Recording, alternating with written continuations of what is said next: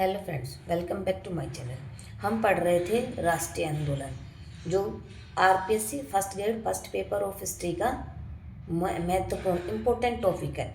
तो हमने Rowlatt act 1919 का रौलट एक्ट पढ़ लिया था। अब देखते हैं जलियांवाला बाग हत्याकांड 13 अप्रैल 1919। जो पंजाब के लोकप्रिय नेता थे, एक तो सैफुद्दीन किचलू और सत्यपाल, इनकी गिरफ्तारी कर ली गई थी। कि पंजाब के सैफुद्दीन किचली और सत्यपाल, इनको गिरफ्तार कर लिया गया था। तो 10 अप्रैल को निकाले गए एक शांतिपूर्ण जुलूस पर गिरफ्तारी का विरोध किया गया। तो 10 अप्रैल को एक शांतिपूर्ण जुलूस का आयोजन किया गया था।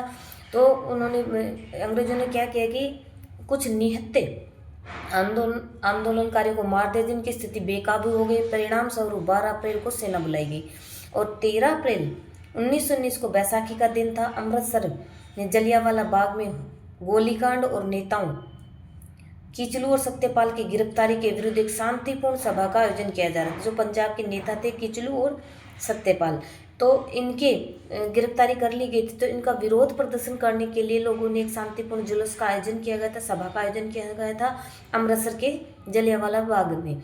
तो वहाँ पर क्या कहा, तो 13 अप्रैल 1919 को यहाँ पर एक गोलियां चला दी गई। इस सभा स्थल पर उपस्थित अंग्रेज जनरल डायर, ये कौन था, इस समय पंजाब का लेफ्टिनेंट गवर्नर माइकल ओडायर था, ने बिना कोई पूर्व सूचना चेतावनी के भीड़ पर गोली चलवा दी और जिसमें करीब 1000 लोग मारे गए थे।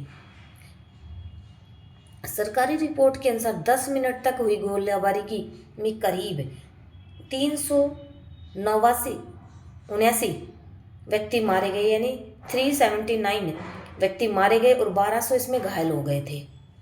13 अप्रैल 1919 को इस भयंकर त्रासदी ने कठोर से कठोर मानव के हृदय को भी दहला दिया, जिसमें राष्ट्र की सोई आत्मा को झकझोर डाला और राष्ट्रीय आंदोलन की दिशा ही बदल गई।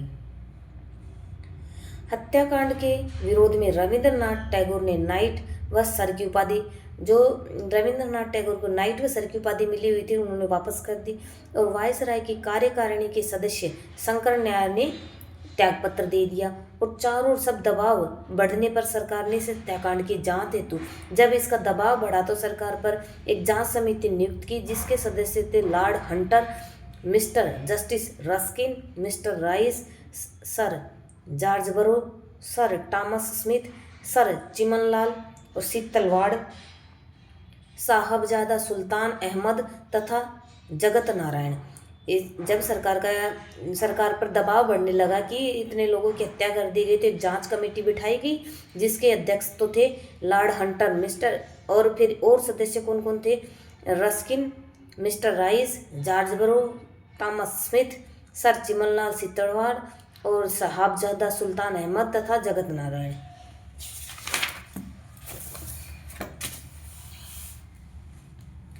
हंटर कमेटी ने अपनी रिपोर्ट में लिखा कि अमृतसर की तत्कालीन परिस्थितियों में मार्शल लॉ लगाना पड़ा और भीड़ को नियंत्रित करने के लिए गोली चलाना हो सकता। कमेटी ने अपनी रिपोर्ट में क्या लिखा कि ऐसी तत्कालीन परिस्थितियां हो गई थी कि मार्शल लॉ लगाना पड़ा और भीड़ को नियंत्रित करने के लिए गोलियां चलाना आवश्यक हो गया था। लेकिन डायर ने अपने कर्तव्य को गलत समझा और तर्क संगत आवश्यकता से अधिक बल प्रयोग किया। फिर भी उसने ईमानदारी के साथ जो चीज़ समझा वही किया। गांधी जी ने इस रिपोर्ट को निर्लज लिपापोती बताया था।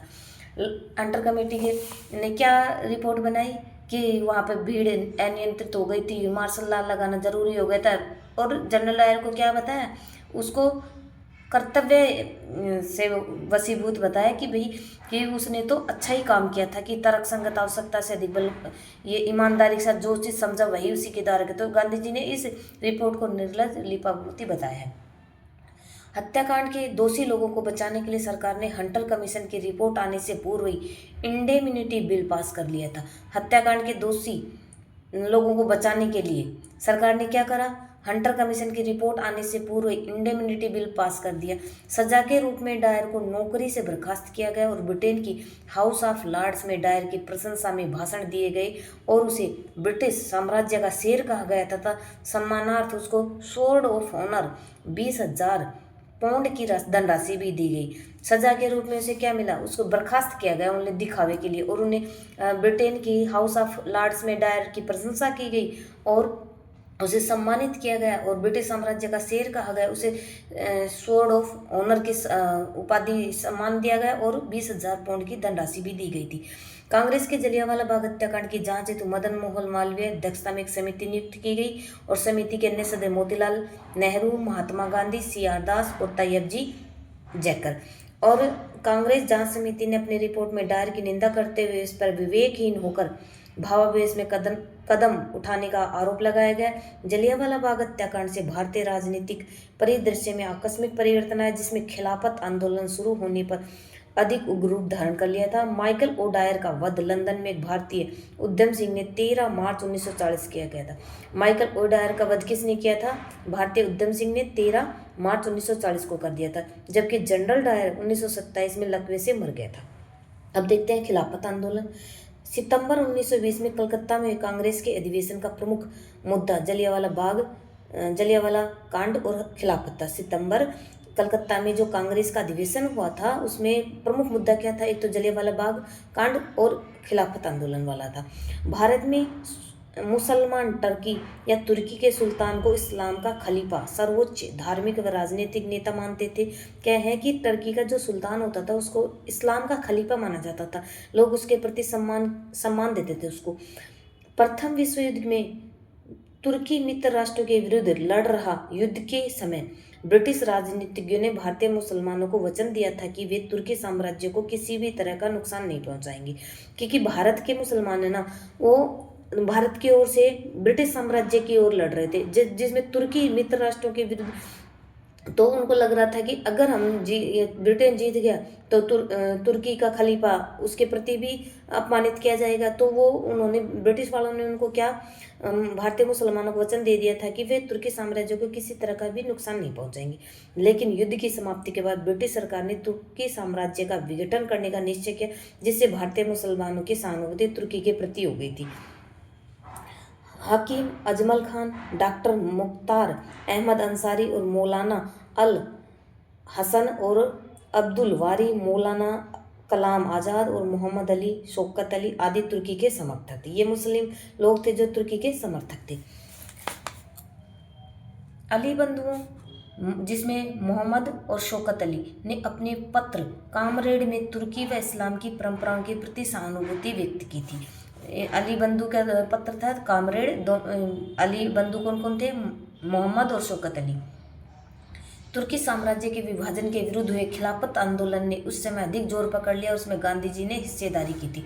गांधी जी ने खिलाफत आंदोलन को हिंदू मुस्लिम एकता का एक सुनहरा अवसर माना, क्योंकि मुस्लिम लोग जो तुर्की साम्राज्य के खलीफा था उसके प्रति सम्मान को दिखाने के लिए खिलाफत आंदोलन शुरू किया था। तो गांधी जी ने इसमें हिंदुओं को भी प्रोत्साहित किया कि आप भी बढ़ चढ़ के हिस्सा लेंगे तो मुस्लिमों के प्रति हमारा अच्छा वो बन जाएगा। उनके शब्दों में खिलाफत आंदोलन हिंदुओं और मुसलमानों को एकता के सूत्र में बांधने का अवसर है, जो हमें अगले 100 वर्षों तक नहीं मिल सकता। गांधी जी ने क्या कहा? खिलाफत आंदोलन हिंदुओं और मुसलमानों को एकता के सूत्र में बांधने का अवसर है, जो हमें अगले 100 वर्षों तक भी नहीं मिल सकता। 17 अक्टूबर 1919 को अखिल भारतीय स्तर पर खिलाफत दिवस मनाया गया। खिलाफत दिवस कब मनाया गया? 17 अक्टूबर 1919 को। सितंबर 1919 में अखिल भारतीय खिलाफत कमेटी का गठन किया गया। अखिल भारतीय खिलाफत कमेटी का गठन कब किया गया? सितंबर 1919 में। और दिल्ली में 24 नवंबर 1919 को होने वाले खिलाफत कमेटी के सम्मेलन में अध्यक्षता महात्मा गांधी को प्रदान की गई थी। और गांधी जी ने खिलाफत कमेटी को सलाह दी थी कि उनके सामने एकमात्र रास्ता असहयोग आंदोलन का है। समिति के द्वारा गांधी जी का यह सुझाव मान लिया गया था और सितंबर 1920 में लाला लाजपत राय की अध्यक्षता में कलकत्ता में हुए कांग्रेस के विशेष अधिवेशन में कांग्रेस ने पहली बार भारत में विदेशी शासन के विरुद्ध सीधी कार्यवाही करने, विधान परिषदों का बहिष्कार करने तथा असहयोग और सविनय अवज्ञा आंदोलन प्रारंभ करने का निर्णय लिया गया था।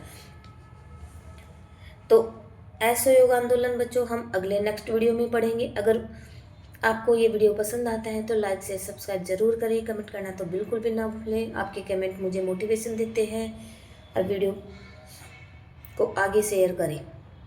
वीडियो देखने के लिए आपका बहुत बहुत धन्यवाद।